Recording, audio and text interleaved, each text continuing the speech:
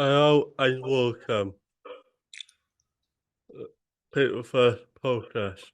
Today we have a pleasure welcoming MP Disability Minister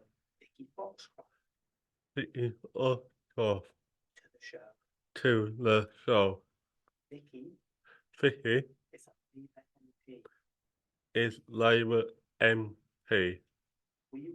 We will ask her some questions about government and disability policy. Welcome, Vicky. Thank you for your time today. We hope you enjoy the show on this show. How long have you been part of the Labour Party? And what is your role as Prime Minister for disabled people? So I first got involved in the Labour Party in 1996, so the run-up to the general election that Labour went and won. I actually didn't know much about politics at the time, apart from I wanted Labour to get elected. But over time, I've got more and more involved, and hence being an MP now and actually having the absolute pleasure of having the role of Shadow Minister for Disabled People. I took on the role of Shadow Minister for Disabled People back in April 2020. So we'll all remember that that was the start of the pandemic and, the disproportionate impact that that had on disabled people. And one of the things that I see as my role as Shadow Minister for Disabled People is making sure that I engage with disabled people's organisations and others, and make sure that I represent your voices in Parliament. And I really tried to do that during the pandemic. Now, I would hope one day to lose the shadow off my role and to actually be the Minister for Disabled People, and then to start enacting policies that actually make a difference and make lives better for disabled people. Who and what inspired you to enter into politics? Yeah, that's a good question. And I think really it's more the what than the who. And the what was really wanting to make a difference, wanting to change things, wanting things to be better. Like I said, when I first got involved, it was very exciting times. We got a Labour government, and we all know the differences and changes that happened under that. Sadly, since I've been an MP, so 2015, I've only been in opposition. And before I was an MP, I was a local councillor in 2010. And we had all of the cuts coming through from the coalition government that caused a lot of problems in terms of our finances, in terms of the local council. And indeed, they've got even worse over time. On the who bit, though, I would say that I've had a lot of people who've helped me, that when I thought, should a working class, person like me be involved in politics? I never studied politics. I did BTEC Performing Arts. I didn't get my GCSEs or, the A's to C's or 4s and above, I think it is now, at school. But a lot of people who really supported and pushed me to say, your voice or voices like yours are really important in politics. And one of them was somebody called James Grujon, who you won't know. And of course, my mum's always political and pushes me on that. Indeed, she tells me every day how I should be doing my job better, and I don't do it well enough. So, in what way do you recognise the contribution of disabled individuals to society? Yeah, and I think that this is absolutely key. And it's one of the things that I've really sought to do ever since having this role. And you'll all know that there's a phrase co-production, so working with disabled people to make sure that we go and get policy better and right and actually get things right the first time. I think one of the challenges is explaining what that means without necessarily using the words co-production, because some people don't understand that. but the essence of making sure that we work together to improve stuff, and actually that disabled people are included at the start and not at the end of a process. So it's not just, oh, what do you think of this? It's actually, how do we go about doing and delivering this together, and is it the right thing indeed to be delivering? So I think it's absolutely key, and it's one of my priorities, and I'd love to be able to take that as a priority forward into government. How important is Do you think lived experience of disability disability is in considering decision policy decisions policy and decisions in government and why? in government and why? I think it's absolutely key, and I think I touched on a bit of this in terms of my last question. But I think if we don't do this, we're not going to do things right. And if we think, one of my own local examples was during lockdown, we did all of these lower traffic neighbourhood schemes, and we didn't work with disabled people on it. And actually, a lot of the schemes were really bad for disabled people, and actually they were bad for other people as well.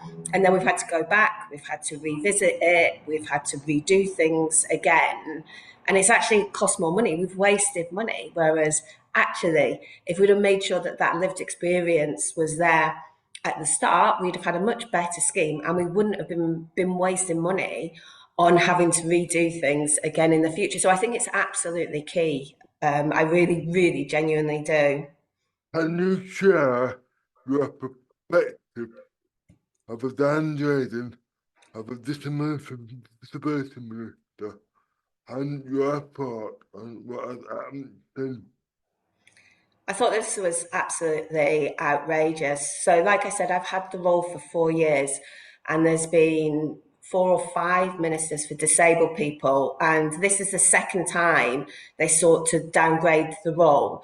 I hope you're all aware that they've now made the role back as Minister of State, which I'm really glad to see. But it shouldn't have taken so long. We shouldn't have had to argue so much to make sure that this is the case. And I think, it kind of just sends a message to disabled people about what this current government think they can get away with just downgrading roles, having actually the job have a whole ton of other jobs with it as well. And I'm really glad that it's been put back as Minister of State, but I was really, really angry and upset in terms of them downgrading it for the second time since I've had the role. What is your thoughts On changes of the changes being made being made to reform to reform disability disability benefits set set out in the last budget? in the last budget? Yeah, and this is a question that I could talk for ages and ages on. But in trying to be slightly short on this, I don't think government ever really works through everything and kind of plans it. At the moment, we're supposed to be waiting on a green paper that in theory was announced last Friday to be telling us what they plan to do in terms of sick notes and PIPs and so forth. I don't think we've quite had the detail in terms of everything from them. So it's quite hard for us to analyse all of that. But what is worrying is the language they use around this and the message that they're seeking to send out from this, kind of dividing people, dividing communities. And we have no truck with that. We do not think that that is what we should be doing. And what we've said that we'll do in government, and hopefully we end out in government, because I've only been an MP in opposition, and I can tell you it's frustrating at times just shouting from the sidelines, is we want to work with disabled people's organisations to reform the benefit system, because we know it isn't working.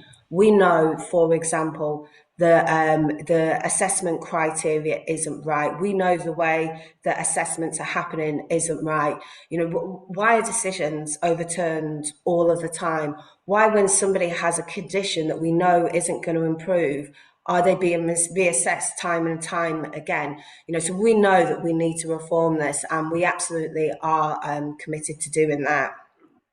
If Labour was elected, what would you change to improve the lives of disabled people and with current put to public services? Would disabled people see instant change? I mean, I'm not sure that we exactly would be able to see all of the instant changes that we'd want, if I'm being brutally honest, because we don't know the state of the public finances. We kind of think we do, but everything we're hearing is that they'll be even worse. But what we will see an instant change in is the language and the rhetoric that's used. In terms of priorities, you know, I spoke before in terms of co-production. This is really important to me. But it will take time to bed it into government and to embed the principles of that right across government. And actually, when making policy, it will take longer when you're doing genuine co-production. But actually, it means we'll get it right. And I think that that is really important, that we get things right, that we don't just do things quickly that might have negative connotations because we might think it's right when we don't actually know the entire lay of the land in terms of everything at the moment either. What strategies do you think should be implemented is estimated to ensure the inclusion is inclusion of people with Of- disabilities of people with disabilities in our society? in our society? Yeah, I'm going to sound like a broken record now, but I will go back to the co-production stuff and making sure that we work with disabled people and making sure we change the culture so that starts to happen across society, so that that starts to happen, you know, in all of our local authorities, so that it happens in government, so that it happens on local levels, and actually, indeed, that it happens with employers who work with disabled people to change their practices actually find that their businesses absolutely thrive and they do much better, and we need to go and build on that for people to see that you know, that co-production, that working with, actually not only does it deliver better for disabled people, but it delivers better for everybody in society. Do you believe that engaging with disability group would act from policy going forward? And if so, have a disability advocacy group ourselves, would you consider as an option consulting with us if you were elected? Absolutely, 100%. In its entirety, committed to that. I think it's key. You know, I think it will be key to me being able to do a good job. I think it's key in terms of making sure that we've got better policies. Yeah, like absolutely. One of the things that I would say is that we need to ensure that it's not just groups who speak on behalf of disabled people. Disabled people's voices have to be at the heart of that, and being able to be empowered to ensure that they can advocate for themselves and for you know, those changes. Because sometimes, and I found this when I was first elected, there can be some organisations that talk for disabled people and sometimes they get it wrong. So yeah, absolutely. I think this is really key. It's there.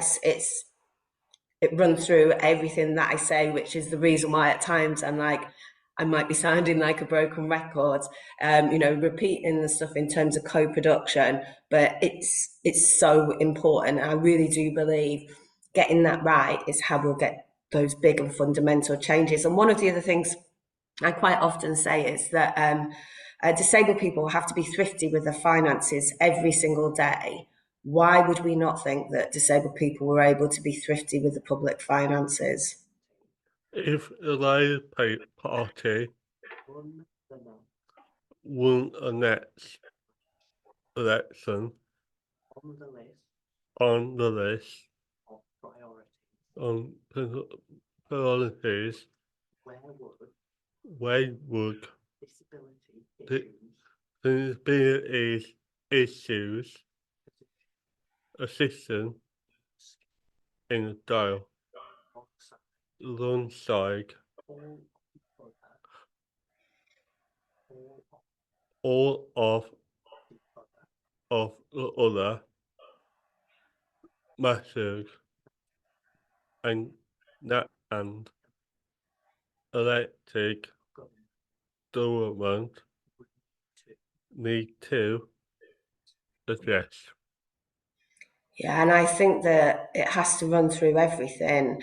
I know that myself, I've met with every single member of our shadow cabinet talking about this and talking about our policy priorities and where disabled people are in there, talking about co-production, working with and setting up meetings with disabled people, disabled people's organisations and others to make sure that it is at the heart of everything. One of the things that I sometimes say and joke about is I say when I do speeches, I'm just going to let you into a little secret. I don't want to be the shadow minister for disabled people. And I say, I want to be the minister for disabled people. And the next line I really mean, but in a future Labour government, every minister would be a minister for disabled people. As well, I characters that I thought to remain open with all the government put without feeling.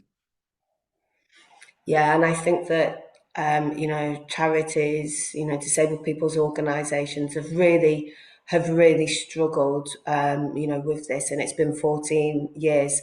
We're not there and going to have loads of money to be able to dole out straight away. As I said, we don't know the state of the public finances. But you can't do co-production without finding, other ways of repositioning certain parts of public finances to ensure that that is, supported. I would hope that some of that would support things. I also would hope that the kind of changes, in rhetoric, in language, we know that if we have the Conservatives in government again, they're not just going to stop where we are at the moment in terms of stuff. They're going to go further, harder, and quite possibly even faster. The time left for today was that to thank Vicky again for spending this time with us and working with us to answer questions. We think it's very important that disabled people have a chance to ask questions of MPs and have their voices heard. Do you have anything else you would like to add before we end the show? No, just to say thank you very much for inviting me on and for all of the questions. And it's been really nice having a chat and a discussion with you, and invite me back anytime. Hopefully when I'm minister. Right. So we'll just say goodbye, everyone, and thank you again. Bye. Bye. Bye. Bye. Thank you, Vicky.